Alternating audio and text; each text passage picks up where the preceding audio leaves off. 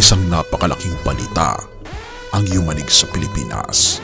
Si Elon Musk, ang visionary leader sa likod ng Tesla, SpaceX at Starlink, ay magbubukas daw ng GED o Government Efficiency and Development Office sa ating bansa sa ilalim ng liderato ni Donald Trump sa 2025. Ano ang plano nito?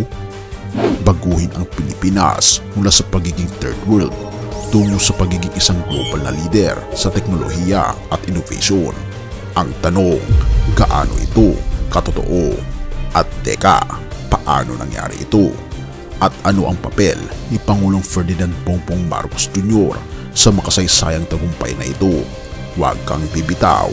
Sa bawat detalye ng artikulong ito, bubuuin natin ang larawan ng isang hinaharap na hindi lamang posible, kundi abot kamay.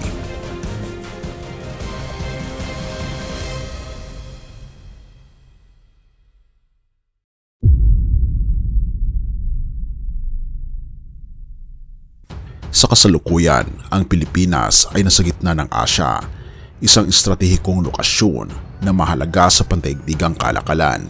Hindi lamang ito isang arkipelago, ito ang pusod ng mga pangunahing ruta sa South China Sea. Pero sa kabila ng potensyal na ito, nananatili itong isa sa mga developing countries. Ang tanong, paano ito magbabago?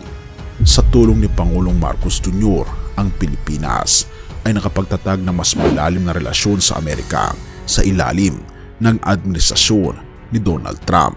Ang ugnayang ito ay higit pa sa tradisyonal na alyansa. Ito ay tungkol sa pagsasama-sama ng teknolohiya, diplomasya at ekonomiya upang magdala ng pagbabago.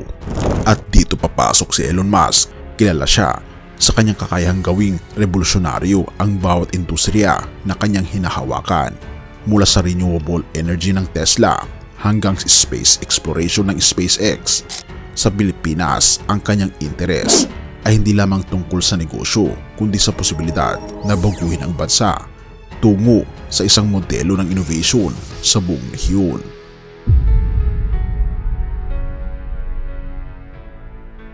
Isipin mo ito, ang mga liblib na lugar sa Pilipinas ay magkakaroon ng mabilis at maasahang internet sa tulong ng Starlink satellite technology. Ito ang magiging susi sa pagbabago. Ang mga lugar na matagal nang hindi naabot ng tradisyonal na teknolohiya ay magkakaroon ng akses sa edukasyon, trabaho at negosyo sa online. Hindi ba't ito ang sagot sa problema ng digital divide? Sa pamamagitan ng enhanced connectivity, nakakalika ang ating bansa ng isang digital economy na kaya makipagsabayan sa ibang mga bansa. Ang mga remote na lugar ay hindi na magiging hadlang sa pag-unlad, kundi magiging bahagi ng kwento ng tagumpay ng Pilipinas.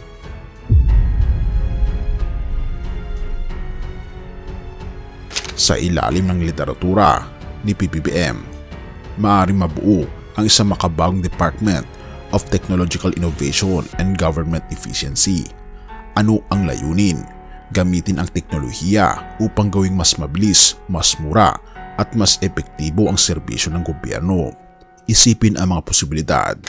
Artificial intelligence ay maaari itong magkamit sa healthcare upang matukoy ang mga kritikal na pangangailangan ng pasyente bago pa ito lumala.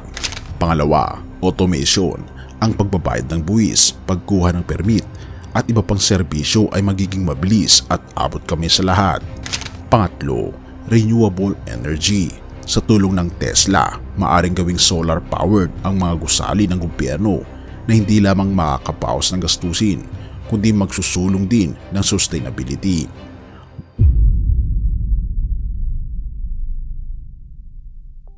Bakit mahalaga ang liderato ni Pangulong Bongbong Marcos Jr.? Dahil siya ang nagiging tulay upang gawing realidad ang mga plano. Ang kanyang kakayahang makipag-usap sa mga global leaders tulad nila Musk at Trump ay nagbibigay ng tiwala sa mga namumuhunan na ang Pilipinas ay handang tumanggap ng pagbabago.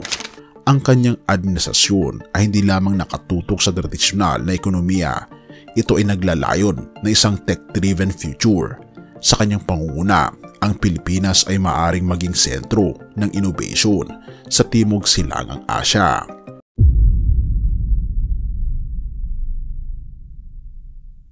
Narito ang konkretong plano para maging first world country ang ating bansa.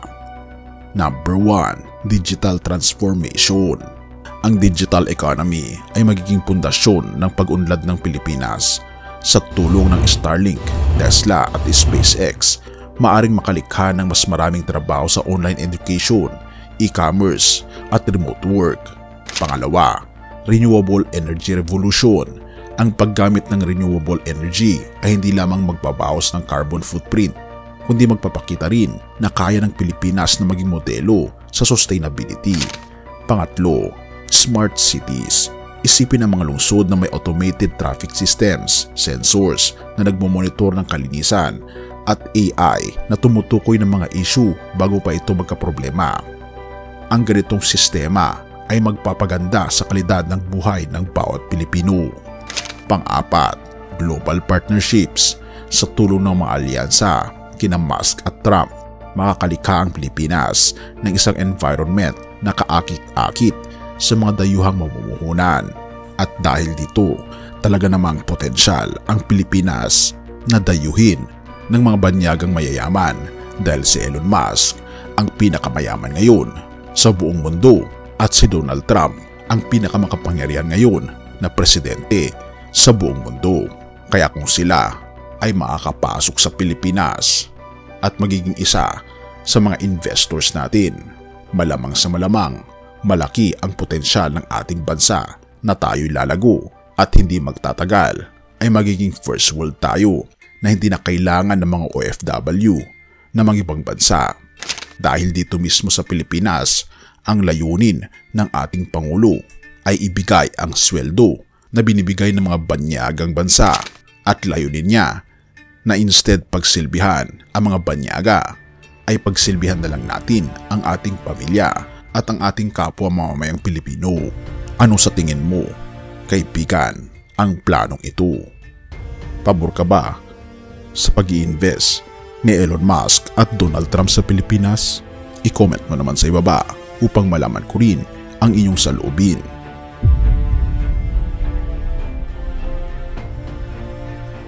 Huwag nating kalimutan na sa bawat tagumpay, ang Diyos ang ating gabay. Sa Jeremias 29 verse 11 sinasabi, sapagkat nalalaman ko ang mga plano ko para sa inyo, sabi ng Panginoon, mga plano para sa ikabubuti ninyo at hindi sa ikasasama, upang bigyan kayo ng kinabukasan at pag-asa. Ang pangitain ni PBBM para sa bansa ay hindi lamang tungkol sa ekonomiya, kundi sa paglikha ng mas maliwanag na kinabukasan para sa bawat Pilipino. Ngayon, balikan natin ang tanong, paano magiging isang first world country ang Pilipinas? Ang sagot ay nasa plano ng ating Pangulo at sa mga namumuhunan katulad nila Musk at Trump at syempre ang pag-aalaw ng ating Panginoong Diyos na mangyari ito para sa ating bansa. Isang plano na nakatutok sa teknolohiya, innovation at mas matatag na ugnayang pang-ekonomiya. Habang pinapanood natin ang content na ito, unti-unti nating nakikita ang larawan ng hinaharap. Hindi ba't ang Pilipinas ay maaaring maging susunod na lider sa teknolohiya at inobasyon? Sa bawat hakbang ng plano, mas nagiging malinaw na ang tagumpay ay hindi lamang pangarap, kundi abot kamay na. Handa ka na bang makita ang bagong Pilipinas? Kung oo, maging bahagi ka ng kwento dahil sa huli ang tagumpay ng bansa ay tagumpay ng bawat Pilipino. Kaya sabay-sabay nating abutin ang pangarap na ito. Purihin ang ating Panginoong Diyos at salamat kaibigan sa iyong panonood.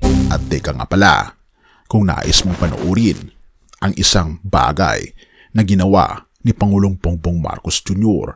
na siya lamang ang nakagawa nito, ang kanyang pagiging superhero, panoorin ang video na ito na magbibigay sa iyo ng pagkamangha sa isang bagay na kanyang ginawa. Purihin ang ating Panginoong Diyos at salamat kaibigan sa iyong panonood. Tayo manalangin. Ama naming banal, makapangyarihan naming Diyos, kami po'y lubos na nagpapasalamat. Salamat po Panginoong Diyos sa inyo pong pag-aalaga sa amin, ang inyo pong pagbibigay sa amin ng kaunlaran, lalong higit sa aming pong bansa. Tulungan kami Panginoon na lahat ng mga mamamayan ay makinabang, makatulong sa kapwa, makatulong sa aming pamilya, at tulungan kami Panginoon na laging nakatungtong sa lupa at tignan na ang iyo pong kabutihan parati ang siya pong dahilan kung bakit po namin natatamasa ang mga bagay na amin pong natatamasa ngayon.